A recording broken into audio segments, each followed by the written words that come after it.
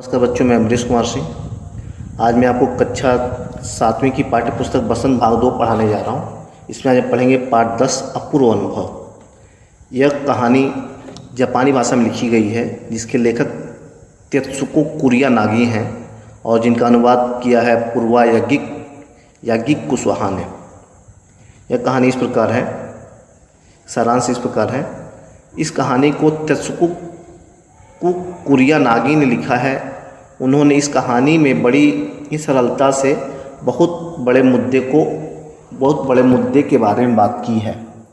Tomoe नामक एक स्थान पर हर बच्चे का अपना एक पेड़ होता है, जिस पर वह चढ़कर अपने आसपास की दुनिया को अलग नज़रिए से देखता है। आज भी ग्रामीण इलाकों के बच्चों को इस तरह पेड़ पर चढ़कर खेलने के मौके मिलते हैं। इस कहानी में तोतो चान की एक लड़की है, जिसका दोस्त यासुकी चान पोलियो से ग्रसित है। पोलियो से ग्रसित होने के कारण यासुकी चान ठीक से चल फिर नहीं पाता है, लेकिन तोतो चान को लगता है कि यासुकी चान को भी पेड़ पर चढ़कर उस सुख को महसूस करना चाहिए। जिस बच्चे के लिए चलना फिरना भी दुश्वार हो, उसके लिए पेड़ पर चढ़ने के बारे में सोचना भी दुष्कर है। लेकिन तोतो चान एक तिपाई सीढ़ी लाती है और यासुकी चान की हर संभव मदद करती है ताकि वह पेड़ पर चढ़ पाए। काफ़ी मेहनत के बाद आखिर में यासुकी चान पेड़ पर चढ़ने में सफल हो जाता है। पेड़ पर चढ़ने के बाद दोनों काफ़ी देर तक इधर उधर की बातें करते हैं।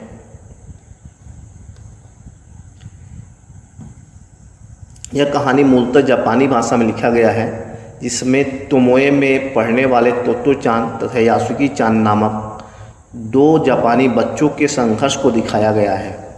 यहाँ हर एक बच्चा एक एक पेड़ को अपने खुद के चढ़ने का पेड़ मानता था और वह उनकी निजी संपत्ति होती थी। तोतो चान यासुकी चान को अपने पेड़ पर चढ़ने का न्योता देती है। यासुकी चान को पोलियो हो गया था, जिस कारण वह पेड़ पर चढ़ नहीं सकता था। तोतो चान का पेड़ मैदान के बाहरी हिस्से में कुहोत्सुबुत्सु जाने वाली सड़क के पास था। उस बड़े पेड़ पर चढ़ने पर पैर फिसलने लगते थे।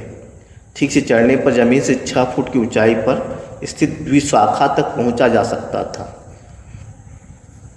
वह झूले जैसी आरामदेह जगह थी।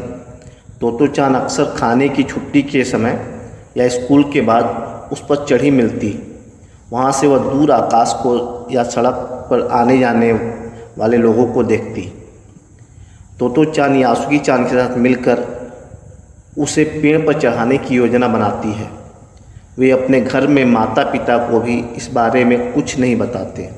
तोतो चान अपनी माँ से झूठ बोलती है कि वह यासुकी चान के घर जा रही है। वह यासुकी चान को स्कूल में मिलती है और उसे लेकर अपने पेड़ के पास पहुंचती है। इस पेड़ पर वह कई बार चढ़ चुकी है। तोतो चान चाहती है कि अब यासुकी चान भी उस पेड़ पर चढ़े। यासुकी चान भी पेड़ पर चढ़ने के विचार से बहुत उत्साहित था। तोतो चान उसे अपने पेड़ के पास ले गई। वहाँ वह चौकीदार के यहाँ से एक सीढ़ी उठाकर ले आई। तोतो चान चौकीदार के छप्पर से एक सीढ़ी घसीट कर पेड़ के तने के सहारे लगा देती है।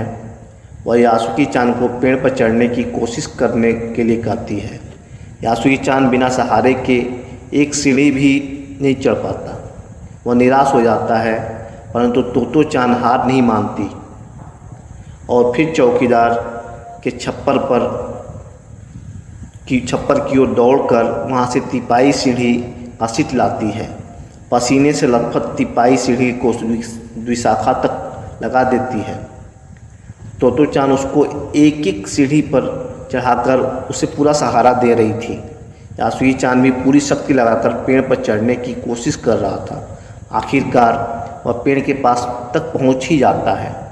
तभी तोतो चान को लगता है कि उनकी सारी मेहनत बेकार हो गई है, क्योंकि यासुकी चान पेड़ के पास तो पहुंच गया था, किंतु पेड़ पर नहीं चढ़ पा रहा था। तोतो चान का रोने का मन होने लगा, लेकिन वह रोती नहीं है। तोतो चान यासुकी चान को पेड़ का सहारा लेकर लेटने के लिए कहती है। वह उसे पेड़ की ओर पूरी शक्ति से खींचने लगती है। यह एक खतरे से भरा काम था। यासुकी चान को तोतो चान पर पूरा विश्वास था।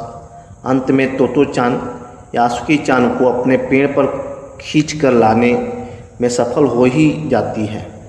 पसीने से लथपथ तोतो चान सम्मान से यासुकी चान का अपने पेड़ पर स्वागत करती है। वे दोनों काफ़ी देर तक पेड़ पर बैठकर इधर उधर की बातें करते रहे। यासुकी चान के लिए पेड़ पर चढ़ने का यह फैसला यह पहला और अंतिम अवसर था। धन्यवाद।